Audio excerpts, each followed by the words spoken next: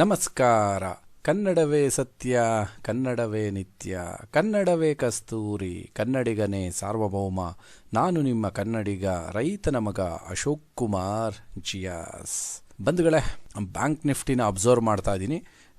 Bank ನಿಫ್ಟಿನಲ್ಲಿ ಏನೇನು ಆಗ್ತದೆ ಅನ್ನೋದನ್ನ ಸಂಪೂರ್ಣವಾಗಿ ತಿಳಿಸ್ಕೊಡ್ತೀನಿ.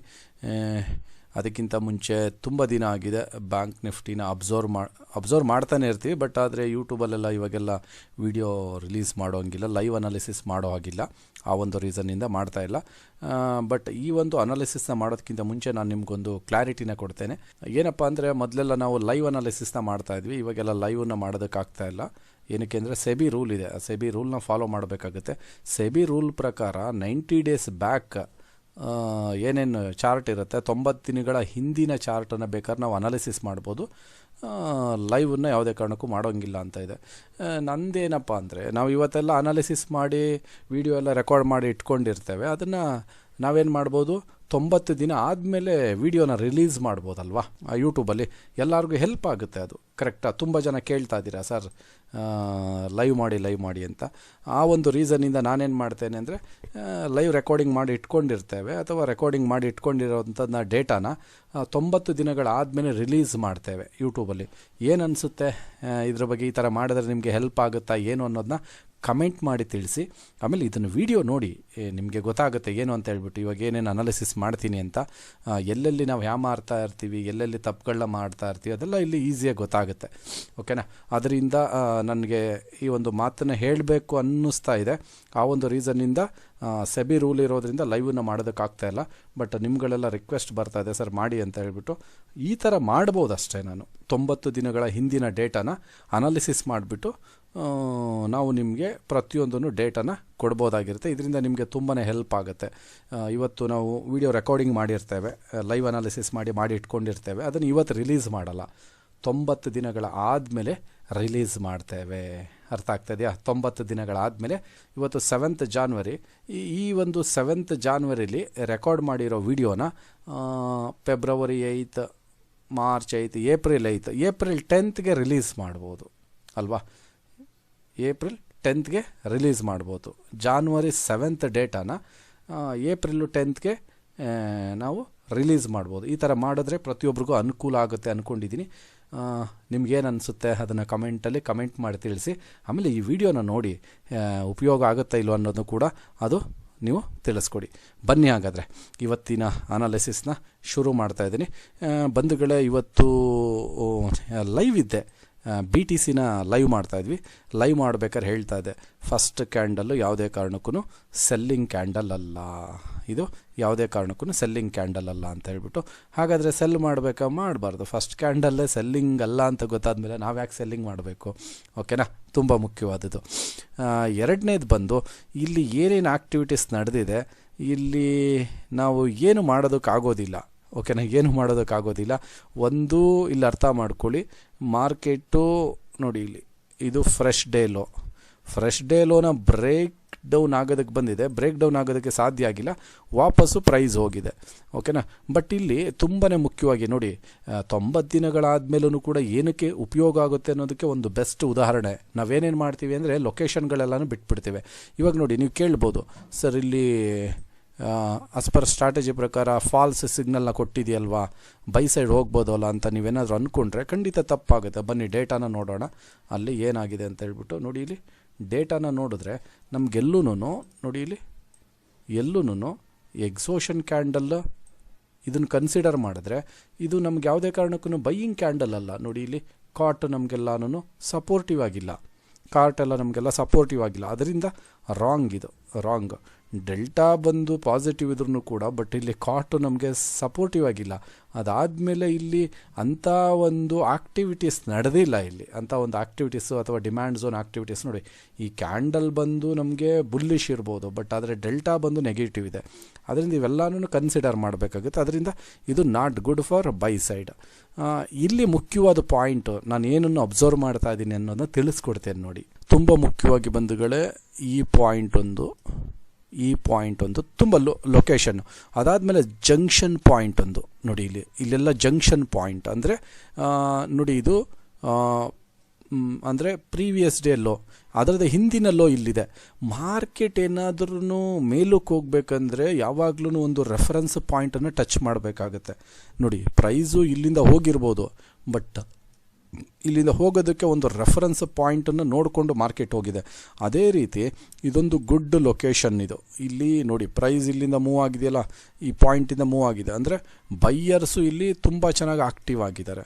ಓಕೆ, ನಾನಿಲ್ಲಿ ಅಬ್ಸರ್ವ್ ಮಾಡ್ತಾ ಇರೋದು ಏನಂದರೆ, ಇಲ್ಲಿ ಪ್ರೈಸ್ ಈ ಪಾಯಿಂಟ್ ಹತ್ರ ಮತ್ತು ಈ ಪಾಯಿಂಟ್ ಹತ್ರ ಇವೆರಡೂ ಜಂಕ್ಷನ್ ಆಗುತ್ತೆ. ಈ ಪಾಯಿಂಟ್ಗಳ ಹತ್ರ ಏನಾದ್ರೂ ಮಾರ್ಕೆಟು ಫಾಲ್ಸ್ ಸಿಗ್ನಲ್ನ ಕೊಡುತ್ತಾ? ಓಕೆನಾ, ವಾಪಸ್ ಬ್ಯಾಕ್ ಟು ಪೆವಿಲಿಯನ್ ಬಂದು ಫಾಲ್ಸ್ ಬ್ರೇಕ್ ಡೌನ್ನ ಕೊಡ್ತಂದರೆ ಫೇಕ್ ಡೌನ್ ಅಂತ ಕರಿತೀವಿ. ಇಲ್ಲೇನಾದ್ರೂ ಫೇಕ್ ಡೌನ್ ಆಯ್ತಂದರೆ ಖಂಡಿತ ಇಲ್ಲಿ ಒಂದು ಒಳ್ಳೆ ಟ್ರೇಡ್ ಸಿಗುವ ಲಕ್ಷಣಗಳು ಯಥೇಚ್ಛವಾಗಿ ಕಂಡು ಬರುತ್ತೆ, ಆ ಒಂದು ರೀಸನ್ನಿಂದ. ಬಟ್ ಇದನ್ನೊಂದು ಹೇಳ್ತೀನಿ ನೋಡಿ, ಇದು ಎಜುಕೇಷನಲ್ ಪರ್ಪಸ್ ಅಷ್ಟೇ, ಯಾವುದೇ ಕಾರಣಕ್ಕೂ ಬೈ ಮಾಡಿ ಅಥವಾ ಸೆಲ್ ಮಾಡಿ ಅನ್ನೋ ಒಂದು ಕಾನ್ಸೆಪ್ಟ್ ಅಲ್ಲ. ಇವತ್ತು ನಾನು ಲೈವಲ್ಲಿ ಇರಬೇಕಾದ್ರೂ ಹೇಳ್ತಾ ಇದ್ದೆ, ಬ್ಯಾಂಕ್ ನಿಫ್ಟಿ ಏನು ಎತ್ತ ಅನ್ನೋದನ್ನ ಇಲ್ಲಿ ಆಲ್ರೆಡಿ ತಿಳಿಸ್ಕೊಟ್ಟಿದ್ದೀನಿ. ಅದರಿಂದ ಇಲ್ಲಿ ತಾಳ್ಮೆಯಿಂದ ಕಾಯಬೇಕು. ತಾಳ್ಮೆ ತುಂಬ ಮುಖ್ಯ. ಎಲ್ಲೆಲ್ಲಿ ಬೇಕಲ್ಲಿ ಟ್ರೇಡ್ ಮಾಡೋದು ಖಂಡಿತ ತಪ್ಪಾಗುತ್ತೆ. ತಾಳ್ಮೆ ತುಂಬ ಮುಖ್ಯ. ಈ ಪಾಯಿಂಟು ಮತ್ತು ಈ ಪಾಯಿಂಟು ಇಲ್ಲೇನಾಗುತ್ತೆ ಅನ್ನೋದನ್ನ ಅಬ್ಸರ್ವ್ ಮಾಡ್ತೇನೆ.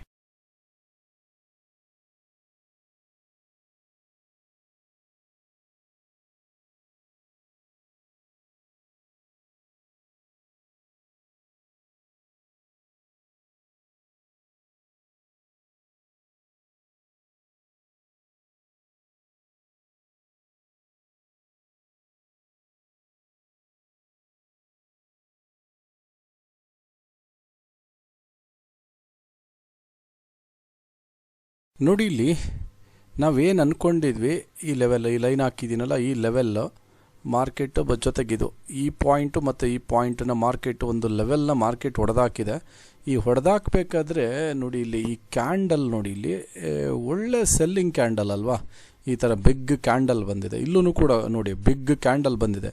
ಬಿಗ್ ಕ್ಯಾಂಡಲ್ ಬಂದು ಪ್ರೈಸ್ ಕೆಳಗಡೆ ಹೋಗಿಲ್ಲ, ಇದೊಂದು ಗಮನದಲ್ಲಿರಲಿ. ಈ ಒಂದು ಬಿಗ್ ಕ್ಯಾಂಡಲ್ಲು ನೀವೇನು ಅನ್ಕೊತೀರಿ, ಒಳ್ಳೆ ಸೆಲ್ಲಿಂಗ್ ಕ್ಯಾಂಡಲ್ ಅಂತ ಅಂದ್ಕೊಂಬಿಟ್ಟಿರ್ತೀರ. ಬಟ್ ಆದರೆ ಇಲ್ಲಿ ಯಾವುದೇ ಕಾರಣಕ್ಕೂ ಇದು ಸೆಲ್ಲಿಂಗ್ ಕ್ಯಾಂಡಲ್ ಅಂತ ನನಗೆ ಅನ್ನಿಸ್ತಾ ಇಲ್ಲ. ನೋಡಿ, ಇಲ್ಲಿ ಒಂದು ಬ್ರೇಕ್ ಡೌನ್ ಆಗೋದಕ್ಕೆ ಬಂದಿದೆ, ಈ ಪಾಯಿಂಟಲ್ಲಿ ಬ್ರೇಕ್ ಡೌನ್ ಆಗೋದಕ್ಕೆ ಬಂದಿದೆ. ಈ ಕ್ಯಾಂಡಲ್ ಪರ್ಫಾರ್ಮೆನ್ಸ್ ಯಾವ ಥರ ಮಾಡಿದೆ ಅಂತ ನೋಡೋಣ. ಕ್ಯಾಂಡಲ್ ಪರ್ಫಾರ್ಮೆನ್ಸ್ ನೋಡಿ, ಇಲ್ಲಿ ಸೆಲ್ಲರ್ ಇದ್ದಾರಾ ಅಂತ ಗಮನಿಸಿ. ಇಷ್ಟು ದೊಡ್ಡ ಕ್ಯಾಂಡಲ್ ಸೆಲ್ಲರ್ಸ್ ಇದ್ದಾರಾ? ಸೆಲ್ಲರ್ಸ್ ಇದ್ದಂಗೆ ಕಾಣ್ತಾ ಇಲ್ಲ. ನನ್ನ ಪ್ರಕಾರ ರೈಟ್ ಸೈಡು ಇಲ್ಲಿ ಬೈಯರ್ಸ್ ಇದ್ದಂಗೆ ಕಾಣ್ತಾ ಇದೆ. ಓಕೆನಾ, ನೋಡಿ, ಇಲ್ಲಿ ಕಂಪ್ಲೀಟಾಗಿ ಬೈಯರ್ಸ್ ಇದ್ದಂಗೆ ಕಾಣ್ತಾ ಇದೆ. ಕಂಪ್ಲೀಟಾಗಿ ಬೈಯರ್ಸ್ ಇದ್ದಾರೆ, ಇದ್ದಂಗೆ ಕಾಣ್ತಾ ಇಲ್ಲ, ಬೈಯರ್ಸ್ ಇದ್ದಾರೆ. ಇಲ್ಲೆಲ್ಲ ಸೆಲ್ಲರ್ಸು ಅಷ್ಟೊಂದಾಗಿ ಅಗ್ರೆಸಿವ್ ಆಗಿ ಸೆಲ್ಲಿಂಗ್ ಆಕ್ಟಿವಿಟಿ ನಡೆದಿಲ್ಲ ಅನ್ನೋದಕ್ಕೆ ಕನ್ಫರ್ಮೇಷನ್ ಏನಪ್ಪ ಅಂದರೆ, ನೋಡಿ, ಇಷ್ಟು ದೊಡ್ಡ ಕ್ಯಾಂಡಲ್ ಬಂದ್ರೂ ಕೂಡ ಕಾಟ್ ನಮಗೆ ಏನನ್ನು ಹೇಳ್ತಾ ಇದೆ ನೋಡಿ, ಕಾಟ್ ರೇಷಿಯೋ ಬಂದು ನಮಗೆ 1.26 ಹೇಳ್ತಾ ಇದೆ. ಕಾಟ್ ರೇಷಿಯೋ ಇಲ್ಲೇನು ಹೇಳ್ತಾ ಇದೆ, 0.79 ಹೇಳ್ತಾ ಇದೆ. ಕರೆಕ್ಟಾ? 0.79 ಹೇಳ್ತಾ ಇದೆ. ಕಾಟನು ಕೂಡ ನಮಗೆ 39 ಹೇಳ್ತಾ ಇದೆ, ಇಲ್ಲಿ 31 ಇದೆ. ಸೆಲ್ಲಿಂಗ್ ಕಡೆ ಕ್ಯಾಂಡಲ್ ಬಂದ್ರೂ ಕೂಡ ಬೈಯಿಂಗ್ ಕಡೆ ಆಕ್ಟಿವಿಟೀಸ್ ನಡೆದಂಗಿದೆ. ಇಲ್ಲೂ ಕೂಡ ಟೋಟಲ್ ಡೆಲ್ಟಾ 366 ಇದೆ. 366 ಇದ್ದು ಇವಾಗ -27 ಇದೆ ಇವಾಗ. ಅಂದರೆ ಇದು ಏನನ್ನು ಸೂಚಿಸುತ್ತೆ ಅಂದರೆ, ಐ ಥಿಂಕ್ ಇದು ಫೇಕ್ ಕ್ಯಾಂಡಲ್. ಇದನ್ನು ಫೇಕ್ ಕ್ಯಾಂಡಲ್ ಅಂತ ಕನ್ಸಿಡರ್ ಮಾಡ್ಬೋದು. ಒಂದು false signal, false break down ಆಗಿದೆ. ಎರಡನೇದು ಫೇಕ್ ಕ್ಯಾಂಡಲ್. ಇದು ಎಲ್ಲರನ್ನೂ ಹ್ಯಾಮಾರಿಸೋದಕ್ಕೆ ಬಂದಿರೋವಂಥ ಒಂದು ಕ್ಯಾಂಡಲ್ ಆಗಿರುತ್ತೆ. ಇದು ನನಗೆ ಸದ್ಯಕ್ಕೆ ಇವಾಗ ಈ ಲೆವೆಲಲ್ಲಿ ಕಂಡು ಬಂದಿದೆ. ನಾನೇನಪ್ಪ ಅಂದರೆ ಈ ಕ್ಯಾಂಡಲ್ ಪರ್ಫಾರ್ಮೆನ್ಸನ್ನು ನೋಡ್ತೇನೆ, ಈ ಕ್ಯಾಂಡಲ್ ಏನೇನು ಆಕ್ಟಿವಿಟಿ ನಡೀತಾ ಇದೆ ಅನ್ನೋದನ್ನ ನೋಡ್ತೇನೆ. ನನಗಿಲ್ಲಿ ಕನ್ಫರ್ಮೇಷನ್ ಕೊಡಬೇಕು. ಡೆಲ್ಟಾ ಮತ್ತು ಕಾಟ್ ಏನಾದ್ರೂ ಕನ್ಫರ್ಮೇಷನ್ನ ಕೊಡ್ತು ಅಂದರೆ ನಾನು ಲಾಂಗ್ ಸೈಡ್ ಹೋಗೋದಕ್ಕೆ ಈಸಿ ಆಗುತ್ತೆ. ಈ ಕ್ಯಾಂಡಲ್ ಏನಾದರೂ ನನಗೆ confirmation, one of my best trading technique, ಒಂದು ಸ್ಟ್ರಾಟಜಿ ಇದೆ. ಆ ಸ್ಟ್ರಾಟಜಿನ ಇಲ್ಲಿ ಅಪ್ಲೈ ಮಾಡ್ತಾ ಇದ್ದೀನಿ. ಜೊತೆಗೆ ಇದು ಮಲ್ಟಿ ಡೇ ಲೋಸು ಕೂಡ ಆಗುತ್ತೆ. ನೋಡಿ, ಇಲ್ಲೊಂದಿದೆ ಮಲ್ಟಿ ಡೇಸ್ ಲೋನು ಕೂಡ ಆಗುತ್ತೆ. ನನ್ನ ಪ್ರಕಾರ ಇದು ಎಲ್ಲನೂ ಕೂಡ ಮ್ಯಾಚ್ ಆಗ್ತಾ ಇದೆ. ಆ ಒಂದು ರೀಸನ್ನಿಂದ ನನಗಿಲ್ಲೇನಾದ್ರೂ ಕನ್ಫರ್ಮೇಷನ್ ಕೊಡ್ತಂದರೆ ಈ ಒಂದು ಸ್ಟ್ರಾಟಜಿ ಪ್ರಕಾರ ಲಾಂಗ್ಗೆ ಪ್ರೈಸ್ ಮೇಲೆ ಹೋಗೋ ಲಕ್ಷಣಗಳು ಯಥೇಚ್ಛವಾಗಿ ಕಂಡುಬರುತ್ತೆ ಆವಾಗ. ಹಾಗಾದರೆ ನೋಡೋಣ ಇಲ್ಲೇನಾಗುತ್ತೆ ಅಂತ ಗಮನಿಸ್ತಾ ಇದ್ದೀನಿ. ಆಲ್ಮೋಸ್ಟ್ ಇಲ್ಲಿ ನೋಡಿ, ಇಲ್ಲೆಲ್ಲ ಕನ್ಫರ್ಮೇಷನ್ ಸಿಗ್ತಾ ಇದೆ. ಡೆಲ್ಟಾನು ಕೂಡ ಕನ್ಫರ್ಮೇಷನ್ ಇದೆ, ಕಾಟನು ಕೂಡ ಕನ್ಫರ್ಮೇಷನ್ ಇದೆ. ಬಟ್ ಇನ್ನೂ ಚೆನ್ನಾಗಿ ಬರಬೇಕು. ಇನ್ನೂ 17 ಕಾಟ್ ಇದೆ, 3 ಇದೆ, ಇಲ್ಲಿ 17 ಇದೆ. ಓಕೆ, ಆಲ್ಮೋಸ್ಟ್ ಕನ್ಫರ್ಮ್ ಆಗಿದೆ. ಇಲ್ಲಿ 28/8 8/3/24 ಓಕೆನಾ, ಕನ್ಫರ್ಮ್ ಆಗಿದೆ. ಕಾಟನು ಕೂಡ ಕನ್ಫರ್ಮ್ ಆಗಿದೆ, ಡೆಲ್ಟಾನು ಕೂಡ ಕನ್ಫರ್ಮ್ ಆಗಿದೆ. ಎಂಟ್ರಿ ಈ ಪಾಯಿಂಟಲ್ಲಿ ತೊಗೊಬೋದಾಗಿರುತ್ತೆ ನನ್ನ ಪ್ರಕಾರ. ಇಲ್ಲಿ ಒಂದು ಲೈನನ್ನು ಹಾಕ್ತೇನೆ. ಈ ಎಲ್ಲೋ ಲೈನ್ ಇದೆಯಲ್ಲ, ಇದು ಬೈಯರ್ಸು ಇಂಟ್ರೆಸ್ಟನ್ನು ತೋರಿಸಿರುವಂಥ ಏರಿಯಾ ಆಗುತ್ತೆ. ಇದಕ್ಕೆ ರಿಸ್ಕ್ ಪಾಯಿಂಟ್ ಬಂದು ಈ ರೆಡ್ ಲೈನ್ ಆಗಿರುತ್ತೆ. ಇದಕ್ಕೆ ರಿಸ್ಕ್ ಪಾಯಿಂಟು ಅಲ್ಲಿಗೆ 970 ಅಂದರೆ 30 ಪಾಯಿಂಟ್ ಎಸ್ ಎಲ್ ಇರುತ್ತೆ, ನಮಗೆ 30 ಪಾಯಿಂಟ್ ಎಸ್ ಎಲ್ ಇರುತ್ತೆ. ಕನ್ಫರ್ಮೇಷನ್ನ ಕೊಟ್ಟಿರೋದ್ರಿಂದ ನೋಡಿ, ಇಲ್ಲಿಂದ ಖಂಡಿತ ಮಾರ್ಕೆಟು ಮೇಲೆ ಹೋಗೋ ಲಕ್ಷಣಗಳು ಯಥೇಚ್ಛವಾಗಿ ಕಂಡು ಬರುತ್ತೆ. ಮೇಲೆ ಹೋಗೋ ಲಕ್ಷಣಗಳು ಎಲ್ಲಿವರೆಗೂ ಬರ್ಬೋದು ಅಂದರೆ ನನ್ನ ಪ್ರಕಾರ ನೋಡಿ 56,000 ನನ್ನ ಪ್ರಕಾರ ಎಲ್ಲಿವರೆಗೂ ಬರ್ಬೋದು ಅಂದರೆ 60,170ವರೆಗೂ, ಐ ಥಿಂಕ್ 60,200ವರೆಗೂ ಈ ಪಾಯಿಂಟ್ವರೆಗೂ ಬರುವಂಥ ಲಕ್ಷಣಗಳು ಯಥೇಚ್ಛವಾಗಿ ಕಂಡು ಬರ್ತಾ ಇದೆ. ಹಾಗಾದರೆ ಅಬ್ಸರ್ವ್ ಮಾಡೋಣ. ಇಲ್ಲಿ ಲಾಟ್ ಆಫ್ ಚೇಂಜಸ್ಸನ್ನು ಕಾಣ್ಬೋದಾಗಿರುತ್ತೆ. ಇಲ್ಲಿ ನಮಗೆ ಕಂಪ್ಲೀಟಾಗಿ ಬೈಯರ್ಸ್ ಇದ್ದಾರೆ. ಹಾಗಾದರೆ ಪ್ರೈಸು ಹೋಗುತ್ತಾ ಇಲ್ವಾ ನೋಡೋಣ. ಒಂದನ್ನಂತೂ ಅರ್ಥ ಮಾಡ್ಕೊಳ್ಳಿ, ಇಷ್ಟು ದೊಡ್ಡ ಕ್ಯಾಂಡಲ್ ಬಂದು ಪ್ರೈಸು ಕೆಳಗಡೆ ಹೋಗೋದಕ್ಕೆ ಸಾಧ್ಯ ಆಗಿಲ್ಲ. That is A next level trading technique ಇದು, ಓಕೆನಾ. Next level trading technique. ಮುಖ್ಯವಾಗಿ ಇಲ್ಲಿ ತಾಳ್ಮೆ ಬೇಕು. ತಾಳ್ಮೆ ಇಲ್ಲ ಅಂದರೆ ಟ್ರೇಡಿಂಗಲ್ಲಿ ಏನು ಮಾಡೋದಕ್ಕಾಗೋದಿಲ್ಲ. ತಾಳ್ಮೆ ತುಂಬ ಮುಖ್ಯ ಆಗುತ್ತೆ ಮಾರ್ಕೆಟಲ್ಲಿ. ನೋಡಿ, ರಿಸ್ಕ್ ಬಂದು ತುಂಬಾ ಕಮ್ಮಿ ಇದೆ, ರಿವಾರ್ಡು ತುಂಬ ಜಾಸ್ತಿ ಇದೆ, ಓಕೆನಾ. ಇದೊಂದು. ಬಟ್ ಇಲ್ಲಿವರೆಗೂ ಇಟ್ಕೊಳ್ಳೋದಕ್ಕಾಗುತ್ತೆ ಇಲ್ಲವೋ ಗೊತ್ತಿಲ್ಲ. ಬಟ್ 60,150ಗಂತೂ ಬಂದೇ ಬರುತ್ತೆ ಪ್ರೈಸ್ ಈ ಲೆವೆಲ್ಗೆ. ಇಲ್ಲಾಂದರೆ ನಮ್ಮ ಸ್ಟ್ರಾಟಜಿ ಪ್ರಕಾರ ಇಲ್ಲಿದೆಯಲ್ಲ 60,110 ಇಲ್ಲಿಗಂತೂ ಬರುತ್ತೆ. ಫಸ್ಟ್ ಟಾರ್ಗೆಟು ಇಲ್ಲಿಗೆ ಎಕ್ಸ್ಪೆಕ್ಟ್ ಮಾಡ್ಬೋದು 60,110ಗೆ.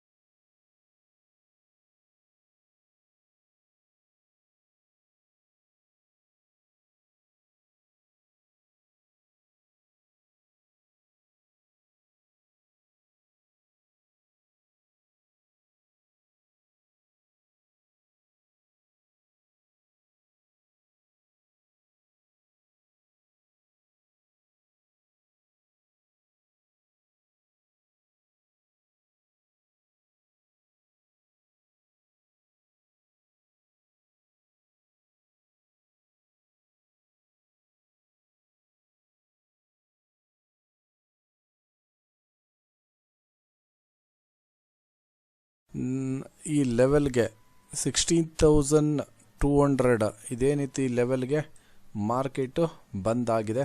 ಇಲ್ಲಿ ತುಂಬ ಜನ ಪೊಸಿಷನ್ನು ಕೂಡ ಕ್ಲೋಸ್ ಮಾಡಿದ್ದಾರೆ ನೋಡಿ. ಇಲ್ಲಿ ತುಂಬ ಜನ ಪೊಸಿಷನನ್ನು ಕೂಡ ಕ್ಲೋಸ್ ಮಾಡಿದ್ದಾರೆ. ಸಿಂಪಲ್ ಆಗಿರುವಂಥ ಟ್ರೇಡಿಂಗ್ ಟೆಕ್ನಿಕ್. ಒಂದು ಅರ್ಥ ಮಾಡ್ಕೊಳ್ಳಿ, ರಿಸ್ಕ್ ಪಾರ್ಟ್ ಇಷ್ಟೇ ಇದೆ, ರಿವಾರ್ಡ್ ಪಾಯಿಂಟ್ ಇಷ್ಟಿದೆ, ಓಕೆನಾ. ರಿವಾರ್ಡ್ ಪಾಯಿಂಟು ಅಲ್ಲಿಗೆ ಲೆಕ್ಕ ಹಾಕಿ ಜಸ್ಟ್ 30 ಪಾಯಿಂಟ್ ಎಸ್ ಎಲ್ ಇದೆ, 200 ಪಾಯಿಂಟ್ ರಿವಾರ್ಡ್, 200 ಪಾಯಿಂಟ್ ರಿವಾರ್ಡ್ ಅಂದರೆ almost 1:7 near to the risk reward done and dusted ಆಗುತ್ತೆ ನೋಡಿ. ಈ ಥರ ಒಂದೊಂದು ಟ್ರೇಡಿಂಗ್ ಆಪರ್ಚುನಿಟಿನ ಹುಡುಕ್ಬೇಕಾಗತ್ತೆ. ಸುಮ್ಮನೆ ಎಲ್ಲೆಲ್ಲಿ ಬೇಕಲ್ಲಿ ಬೈ ಮಾಡೋದು, ಸೆಲ್ ಮಾಡೋದು ಖಂಡಿತ ತಪ್ಪಾಗುತ್ತೆ. ಅರ್ಥ ಮಾಡ್ಕೊಳ್ಳಿ, ಒಂದು ಫೇಕ್ ಕ್ಯಾಂಡಲ್ನ ಇಲ್ಲೇ ಕಂಡುಹಿಡಿದಿದ್ದೀವಿ, ಓಕೆನಾ. ಇಲ್ಲಿ ಕಂಡುಹಿಡಿದ ಮೇಲೆ ಏನಾಗಿದೆ ಮಾರ್ಕೆಟ್ ಖಂಡಿತ ಕಂಪ್ಲೀಟಾಗಿ ಮೇಲಕ್ಕೆ ಬಂದಿದೆ. ಅರ್ಥ ಆಗ್ತದೆಯಾ? ಈ ಥರ ಟ್ರೇಡಿಂಗ್ ಆಪರ್ಚುನಿಟಿನ ಹುಡುಕಬೇಕಾಗುತ್ತೆ. ಒಳ್ಳೊಳ್ಳೆ ಪಾಯಿಂಟ್ಗಳಲ್ಲಿ ನಾವು ಅದನ್ನೆಲ್ಲನೂ ಮಾಡಬೇಕಾಗುತ್ತೆ. ಸುಮ್ಮನೆ ಎಲ್ಲೆಲ್ಲಿ ಬೇಕಲ್ಲಲ್ಲಿ ಮಾಡೋದಕ್ಕಾಗೋದಿಲ್ಲ. ಇಲ್ಲಿ ತಾಳ್ಮೆ ತುಂಬ ಮುಖ್ಯ ಆಗುತ್ತೆ ನೋಡಿ.